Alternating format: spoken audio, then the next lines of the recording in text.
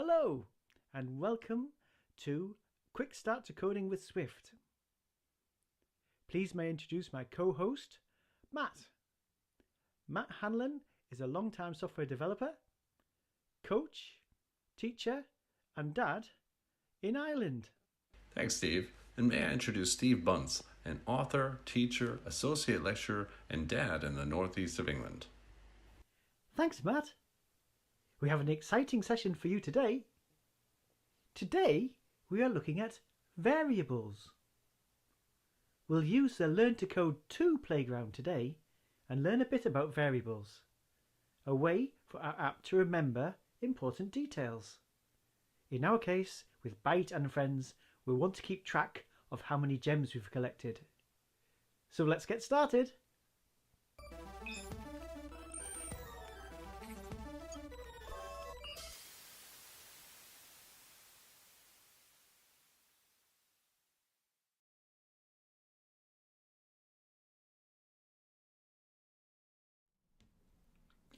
Hello and welcome to today's Unplugged session. Today we're going to think about variables.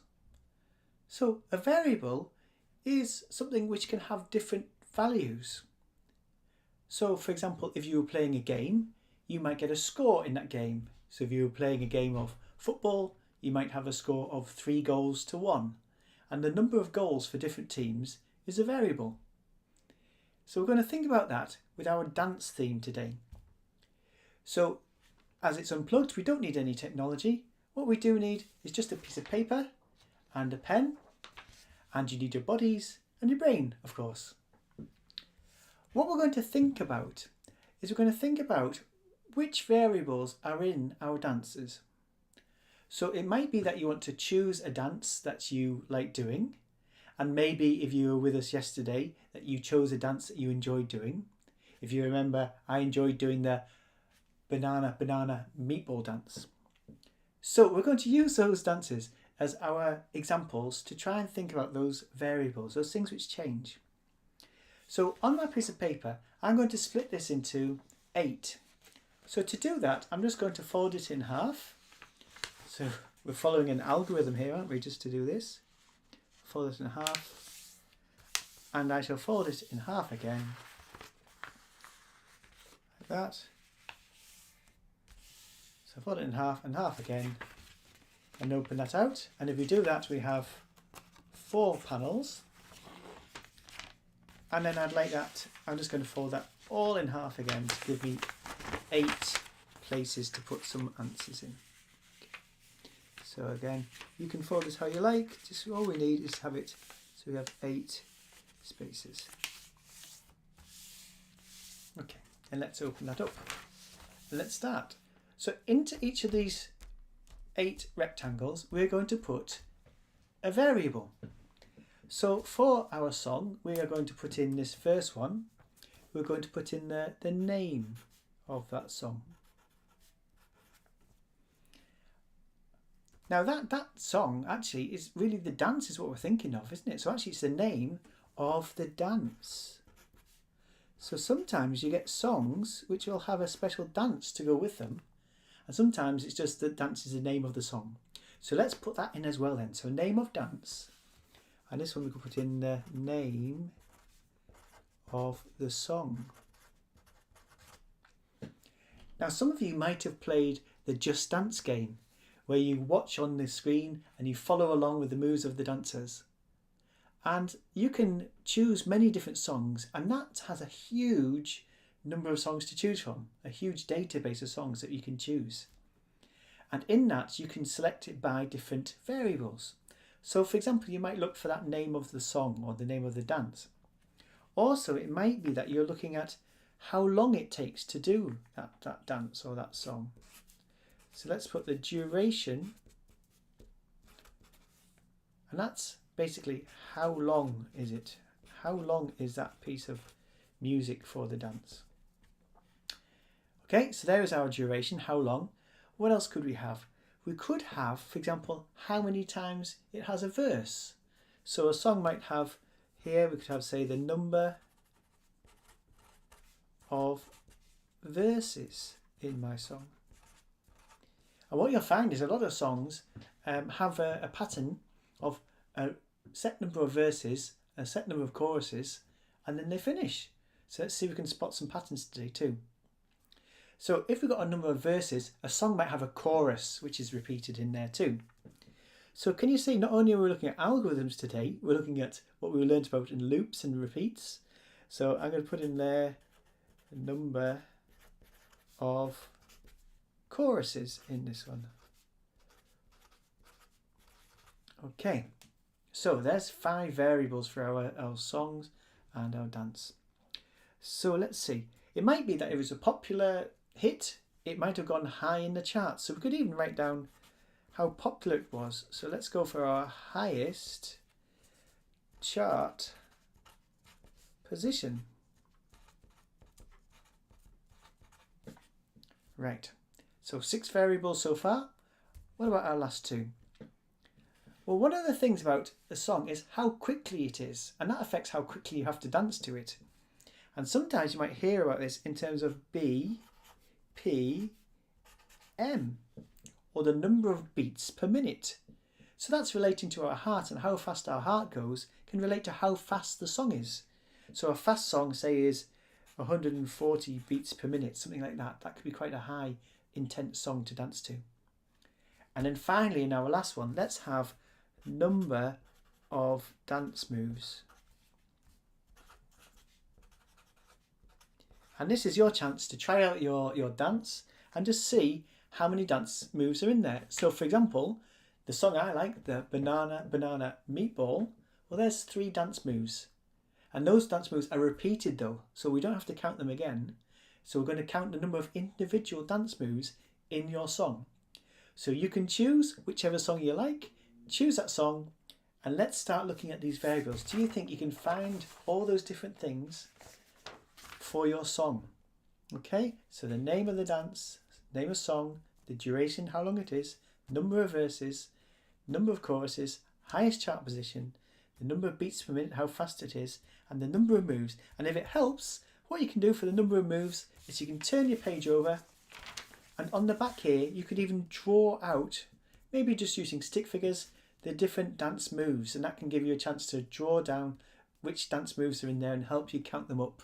Or if it helps you to dance them out yourself, to dance out the moves, then do that, dance them out, and write down how many moves are in there. Because today we're thinking about variables, and Matt's going to help us out to think about that as we think about moving our friend Byte around Swift Playgrounds and to look at those variables. Okay, on we go. Let's get dancing.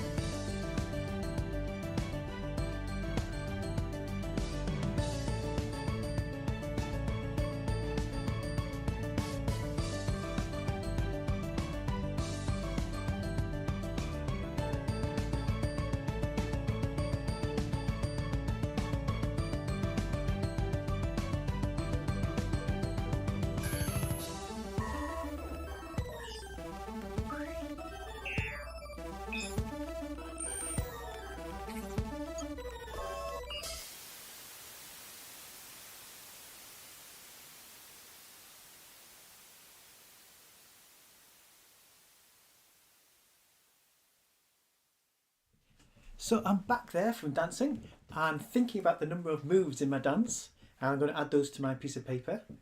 So, how did you get on? Did you manage to work out how many moves were in your dance? Did you work out how long it was? Did you manage to work out how many times you had to repeat those different moves? These are all variables, and Matt's going to help us out about thinking about variables now, as we're going to look at Byte in Swift Playgrounds and how you can use variables within your programming and your coding. Okay, over to you, Matt. Keep dancing.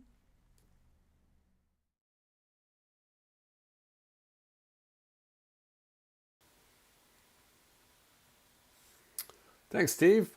All right, so we're going to dive back into Swift Playgrounds. Thankfully, our legs and our arms should be well rested from our dancing over the last few days. And we're going to go talk about variables, like Steve said. So we're going to open up Swift Playgrounds. And we're going to get into Learn to Code 2 today, which is a big new jump, brand new playground for us to play around with. Hopefully you've downloaded it from the Learn to Code section in the More Playgrounds area. So far, we've learned a few different keywords that we're going to use in Swift. And those keywords are just ways to tell Swift that this particular line, this particular bunch of words I'm writing are going to serve a particular function. Like func, let us know that this is going to be a function. This is going to be a group set of commands that I want to be able to run later by calling my function name. We learned for yesterday, which we used for loops. We had for, and then we had each seed in our one example in one ...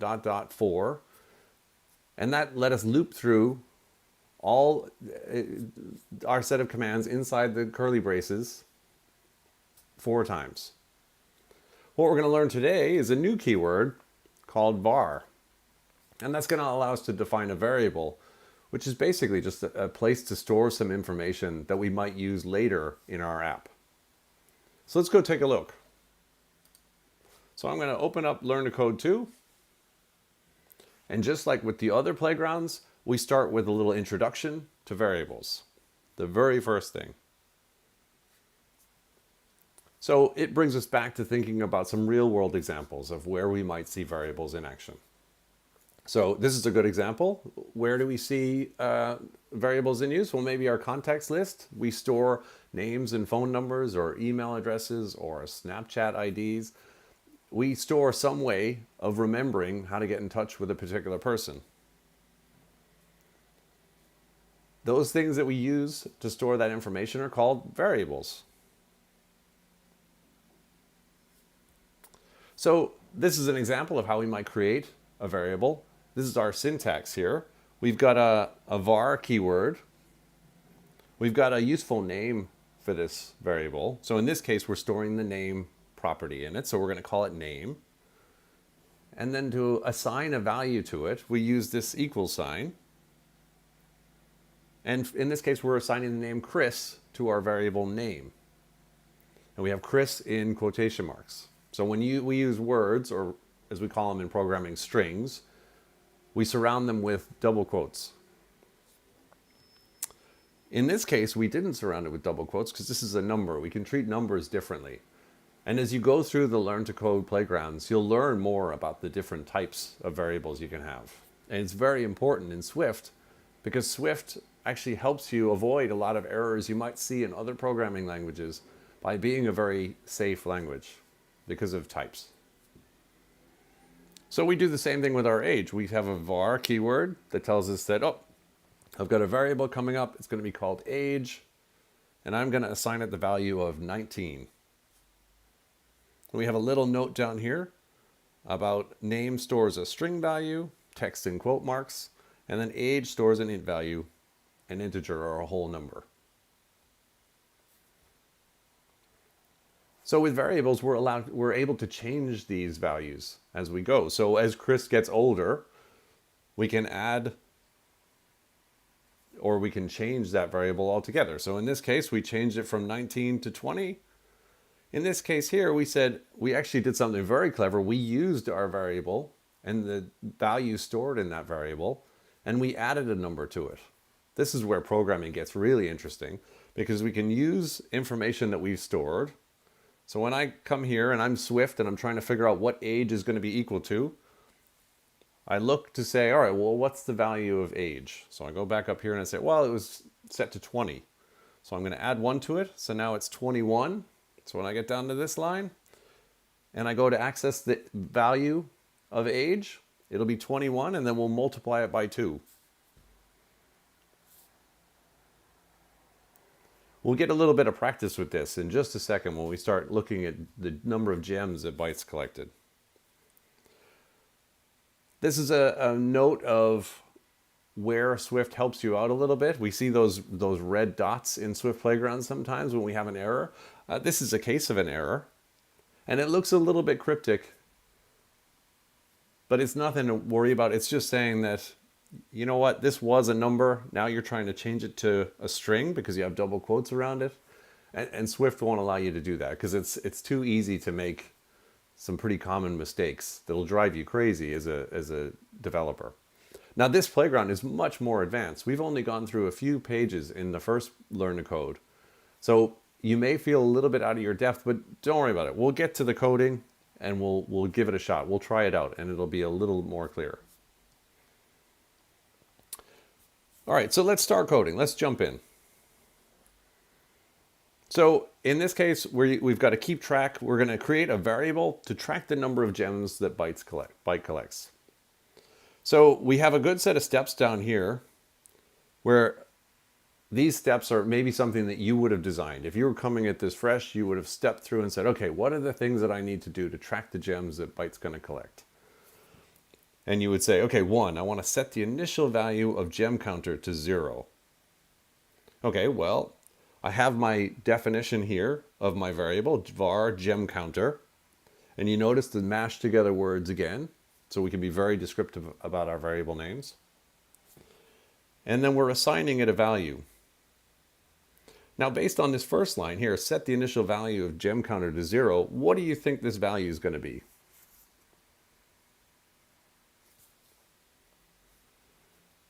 Well, let's see. Let's assign it to 0. Let's try that out. Okay, great. So step 2 is move to the gem and pick it up. All right, so now we have to do some problem solving. Let's go take a look. Let's see. Hopper has got to go 1, 2. What commands would we write to move Hopper up to the gem? So we're going to tap in there to enter our code. You can see in Learn to Code 2, we have a ton more options down in the autocomplete bar. Don't be overwhelmed by it. We'll get to it. We'll find the tools that we need to use. Do you know what you're doing yet? I think I'm going to go look for the move forward command. So I'll swipe over to the side. I just tap on here and swipe to the side. So I'll move forward once. Move forward again. That should put me about on the gem. And then what do we do? All right, well, we'll probably collect the gem, right? Because we're under the gem. So let's run this and see if we're in the right spot. How did your code work out? Did it get Hopper to the gem? Okay, great. So we got the gem. Now we need to set the value of gemCounter to 1. Do you remember how to do that from the introduction? Try it out. Put your comment in the comments and see if you can figure out what line we might write next.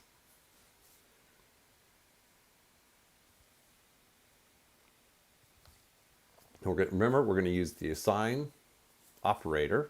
That's that equals sign.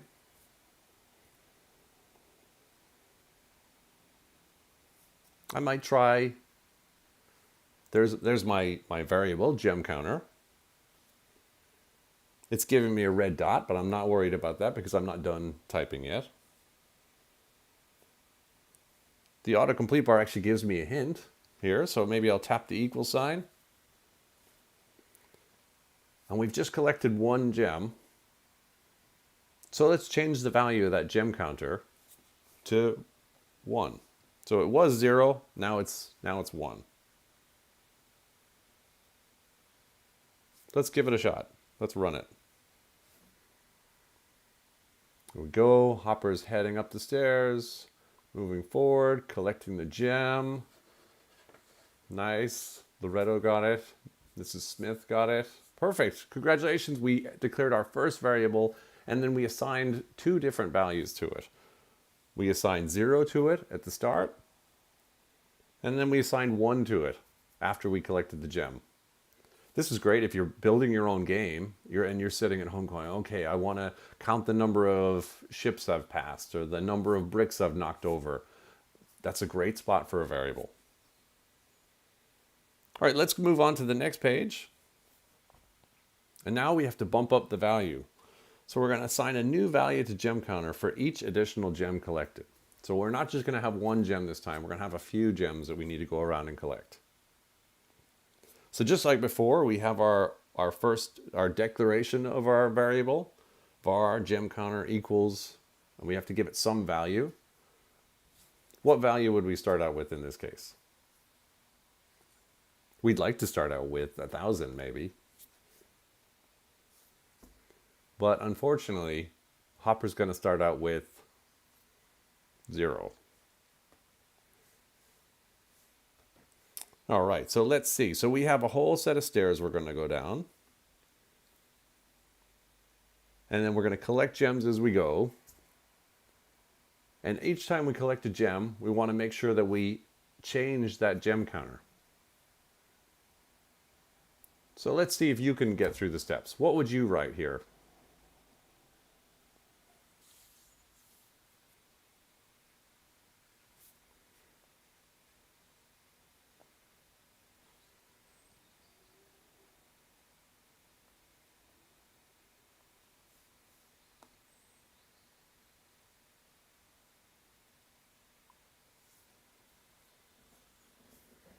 Right, we have somebody saying, yeah, we could get a high score with 1,000. That's true. That would be a great way. That's a little hacker move to just change the variable yourself. I like that.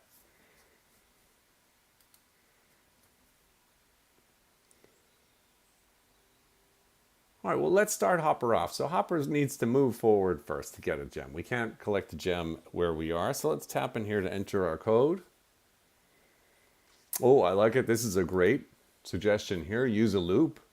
We learned about loops just yesterday. That might be a good solution.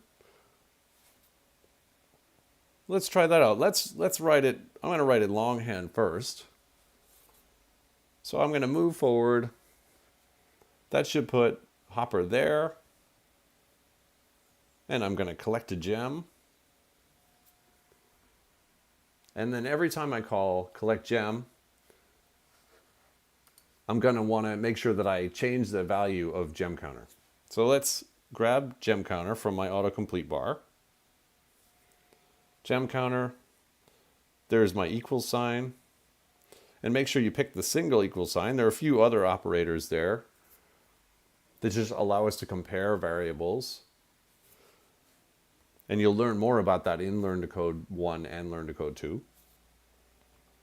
And so we want to change it. So I've just collected 1 gem, so I'll say gemCounter is 1. And then that's all I need for that line of code, so I'm going to hit the return button. And then I want to do that over and over again. Actually, you know what? I like Owen's suggestion. Let's try to be smart about this and let's use a loop. Because if I look at my problem here, I'm going to move forward again, collect the gem, and I'll change the gemCounter to 2. And I'll change it to 3 when I collect that gem, and 4 and 5.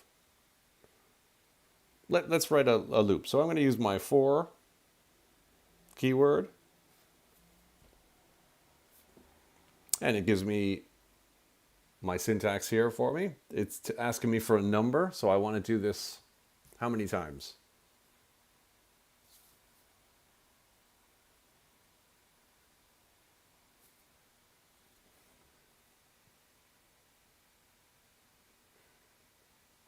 We're going to try 5.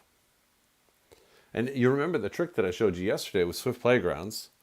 We can grab onto these 2 dots here and drag it down over our code that we've written. Let's try that.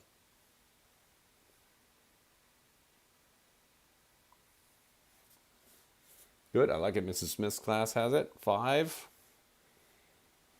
Loretto has it. Let's try running it. There goes Hopper, collects the gem. Our counter set to 1. Collects the gem. Oh dear, our counter is still set to 1. We have a small problem in our code. Can you spot it?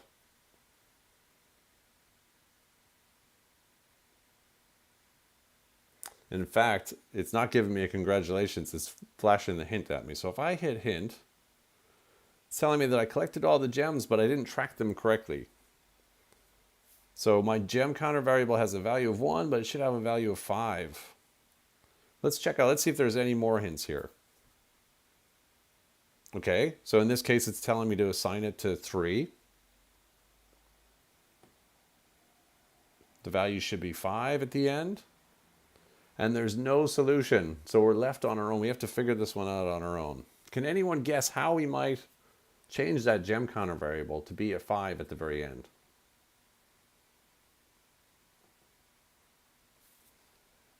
This is the thing we need to change in here. That number. How are we going to get that to be what we want it to be?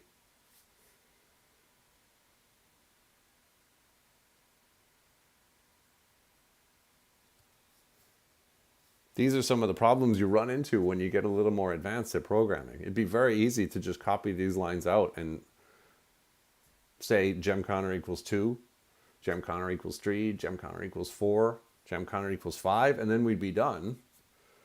But now we're trying to be a little more clever with our for loop, which I think is the right way to do it.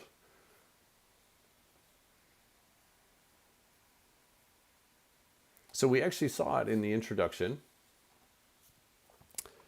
What we did, yeah, we have a comment saying add 1 on. Yeah, we could do that, plus 1. So what we can do is we can actually use our variable to figure out the new information we're going to store in the variable. So let's say gemCounter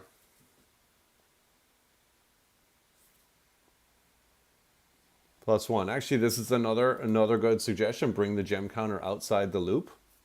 That could work too, yeah. Let's try to keep it inside the loop. So if we looked, remember from the introduction, right now, we're assigning gemCounter to gemCounter. So we're saying whatever value is in gemCounter, make it the same.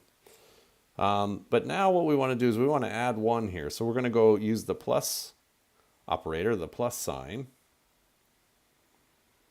And we'll add 1. I like it. We've had the suggestion from a couple of different groups to add 1. So let's do that.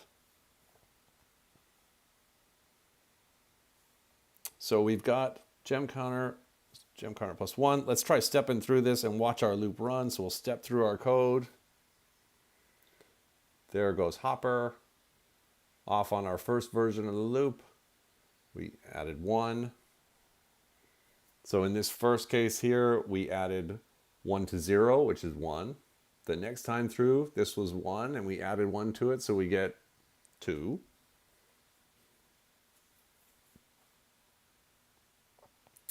And we're looping through, and we're going to get it evaluated at the end.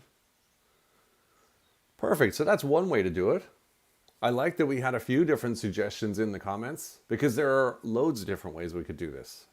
Programming isn't always about one true answer. You may hear that sometimes, but more often than not, there's lots of ways you could have written your code so that you accomplish the end goal. And there's no one true answer. There's a few ways to do it. So this is great. Hopefully, we've gotten to the very end of our little land here. We've collected all the gems. Hopefully your answer came out at 5 as well. But this is a really powerful new feature. As much as I like loops for pure laziness, because I only want to write a few lines of code and then just have Swift repeat it over and over again for me, variables are another giant part of programming. It's how we remember things for later.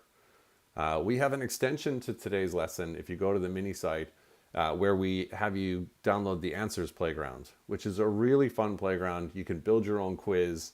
You can hand it over to your friends and have them type in answers and then use those answers later on to display stuff on the screen. It's really powerful. It makes your your apps and your games much more interactive and interesting. And it's one of the joys of programming. All right, so with that, we actually have a special guest school today. I know they're sitting just down the coast from me here at Loretto Docky, and they've put together a little video highlighting some of the coding exercises they've been working through the last few days. So this is Loretto Docky Abbey in Ireland.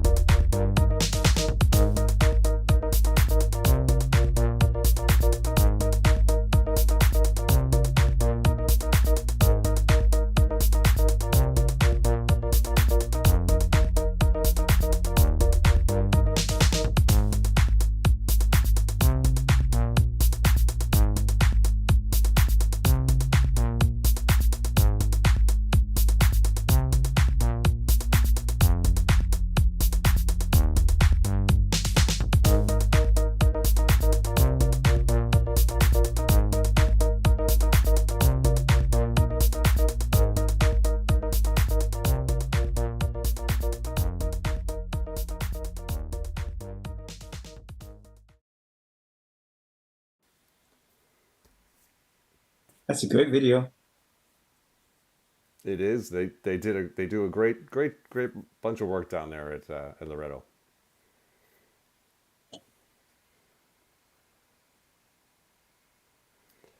All right, so we had one big question, not five, that I just put up on the screen. We had the question: is the Swift Playground like real coding? Is the coding in Swift Playgrounds like real coding? Definitely. That's why I love Swift Playgrounds. It's an environment that lets you write real Swift code that you would use to write your own apps for your phone, for your iPad, for your Apple TV, for your watch. This is exactly what professional programmers use every day. We also had a question about, can you build apps in Swift Playgrounds? And while you can't build an app that you would sell on the App Store, you can definitely, using playgrounds like Lights Camera Code, or I have one of my own called App at Home. There's Sonic Workshop from Apple. All these playgrounds build up an infrastructure where you do have an app, and you can put buttons on the screen, and you can put labels and text fields so people can type things in, and you can react to that code. And like I mentioned, the Answers Playground is an amazing playground for handing around to your friends. I know my kids have built quizzes that they hand over to their friends, and they usually love the reaction because they have loads of different answers and options that people can pick. So yeah, Swift Playgrounds is an amazing environment that does get you ready for being a real programmer. You are a real programmer if you're using Swift Playgrounds. Brilliant. Thanks, Matt. Yeah, it's the real language which developers are using. It's a language which you are learning with the Swift Playgrounds. And what Swift Playgrounds gives you is your start in all of this. To help you out if you want to move on further, there are loads of great resources. If you look for online, if you look for Apple and Everyone Can Code, you'll see there's lots and lots of resources. As Matt has just mentioned, there are the different playgrounds within the Swift Playgrounds. If you would like, there are resources of electronic books. So there are books to help you with Learn Everyone Can Code. And there are books to help you as you move on from that. So as Matt mentioned there about how developers would then create their own apps, they would go on to use the Swift language, and they would then use it within Xcode, which is a way of programming in Swift, your software to use you to help you make that Swift program. And there's a whole range of resources. So for teachers out there, there's a whole range of resources to really support you and your students learning from the very beginning steps we've started this week, all the way through to that developing an app. And as Matt says, you are the coders now, and you could have your app out onto the world's market. Yeah, exactly. Now we had a good question from Owen down the coast. Could we integrate variables, gemCounters, etc., into what we're working on in Learn to Code 1? You can. Mm. Some playground pages will limit you intentionally, usually to get you to focus on a particular task. But as you get further along in Learn to Code 1, you can definitely use variables. And in fact, it's encouraged in a few places where you'll be able to keep track of certain things. One of my favorite things to do is to go through the book, go through the whole playground book to the very end, and then go back to the beginning, and you can see the code that you wrote pages and pages ago looks so easy to you then. Or maybe you have a different take on it now. It's always developers, even professional ones, will go back to code they've written days or weeks or years earlier, and you'll have a whole different perspective on it. We're always learning. You're always learning new techniques to do different things, and it's a fun exercise. Mm. So we're looking forward to tomorrow, where we're going to continue our coding journey together. What's coming up tomorrow, Matt? Oh, tomorrow is going to be so much fun. We've now the whole week has been fun, and we've done a lot of dancing. But tomorrow, I know most of you, when you think of coding, you think, oh, you know what? My favorite game, whatever it is, Angry Birds, anything. That's what I want to do. I want to build games. Well, tomorrow we are going to work on a game. So I hope you're ready. I hope you're strapped in. This is going to be a lot of fun. That is brilliant. Thank you, Matt. Yes, we've had a great week. So this week we've been doing things like commands, and we have also been looking at then repeating those commands in loops. We have been thinking about functions, so we can be a little bit lazy and put things all together in a set of instructions and use those. And today we've been looking at variables. So it's all these different parts of learning to code we've been doing and using the wonderful Swift language and Swift playgrounds to put it all together. And then we're going to bring all of your learning from this week into the exciting game tomorrow. So we're really looking forward to it. That's cool. Mm-hmm. Thanks, Steve. This is great. Thank you, Matt. All right, we'll see you tomorrow. Get ready to code some games. Bye.